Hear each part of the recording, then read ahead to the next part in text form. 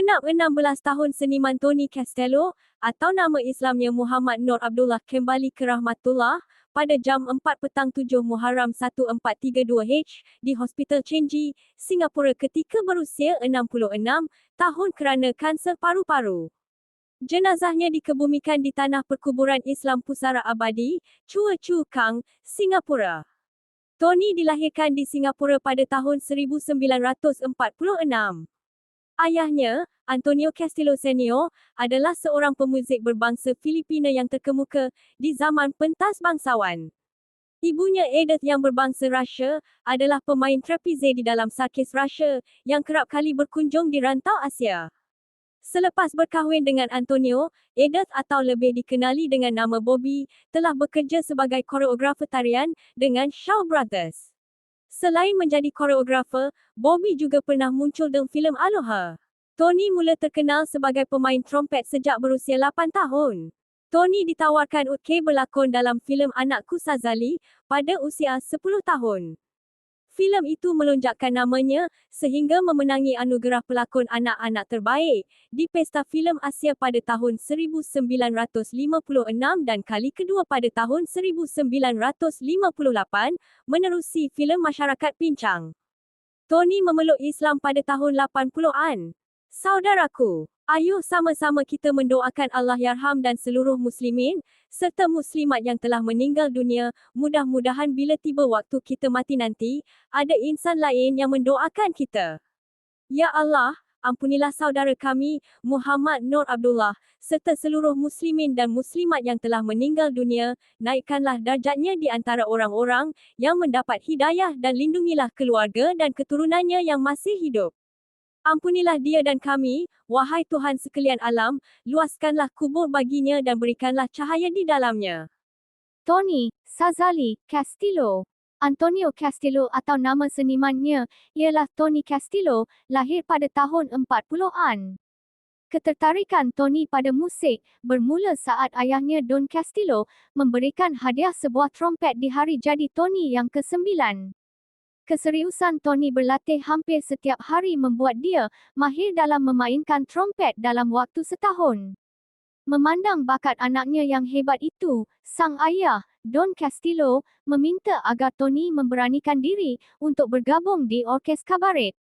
Kemunculan Tony di panggung pentas menarik perhatian penonton. Sesudah itu Tony aktif bermain musik di berbagai kelab malam yang popular di Singapura bahkan sampai di beberapa bandar Asia. Tony Castello atau nama penuhnya Antonio Castello serta nama Islamnya Muhammad Nur bin Abdullah merupakan pelakon filem Anakku Sazali.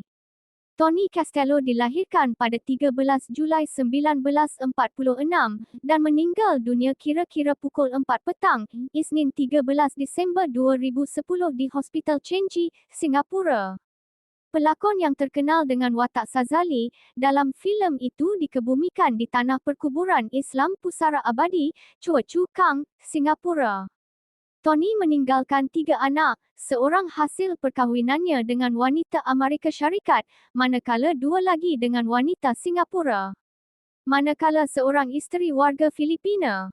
Tony Castello tidak malu menceritakan perangai buruknya, kata seorang kawannya apabila ditanya. Kali terakhir saya bertemu Tony Castillo di Festival Filem Malaysia ke-22, FFM 22, yang berlangsung di Kota Kinabalu, Sabah, pada 5 hingga 8 Ogos 2009. 15 bulan kemudian, 13 Disember 2010, tidak ada hujan, tidak ada ribut, tiba-tiba saja Tony menghembuskan nafasnya yang terakhir. Katanya lagi di Kota Kinabalu, saya sering juga bersamanya, berbual-bual bila ada masa terluang, terutama ketika berada dalam bas pelancong dan bersarapan pagi. Di restoran Grand Borneo Hotel, tempat Tony dan saya menginap. Topiknya banyak mengenai zaman kegemilangan filem Melayu di Singapura dan penceburannya dalam arena musik bersama trompetnya selepas meninggalkan terus bidang lakonan. Saya seronok mendengarnya berceloteh, logat Singapura campur Indonesia diselang-seli dengan cakap orang putih, ada-ada saja ceritanya. Satu perkara saya salut kepadanya, beliau kelihatan jujur dan berterus terang. Tony tidak malu menceritakan perangai buruknya di masa lampau, kerana baginya masa lampaunya adalah masa yang harus dikenang dan akan menjadi kenangan sepanjang hayatnya, serta menjadi pengajaran buat dirinya. Katanya, "Abang tahu, saya pernah masuk penjara." Katanya, "Dulu sememangnya saya nakal, macam Sazali karakter yang saya lakonkan dalam filem Anakku Sazali. Ketika muda, darah pun masih panas, jahat tu macam main-main saja. Sekarang tidak lagi, saya sudah taubat dan masuk Islam. Nama saya sekarang, Muhammad Nur Abdullah. Mungkin sebab itulah, saya dimurahkan rezeki, menerima anugerah bintang legenda dengan wang tunai, di kota Kinabalu ini." Katanya lagi Tony sering masuk keluar mahkamah. Pernah jadi buruan pihak polis, pernah juga masuk penjara di Queenstown. Banyak lagi perangai buruknya diceritakan kepada saya. Tetapi kerana Tony sudah tiada, cukuplah setakat apa yang sudah saya katakan selebihnya, biarkanlah ia berlalu bersama angin lalu, gone with the wind. Dalam penceritaan, Tony nampak begitu ceria dan gembira. Tiada tanda-tanda dalam keuzuran atau kesakitan, dan beliau sering melayan para peminatnya, begitu baik terutama bila diminta menandatangani autograf. Kerana itu, pemergiannya benar-benar mengejutkan saya. Artikel mengenainya dalam akhbar dan majalah tidak banyak ditulis, kali terakhir dilihat ketika beliau datang ke Kuala Lumpur berunding dengan seniman Jins Syamsuddin mengenai filem sequel, filem Anakku Sazali versi 2.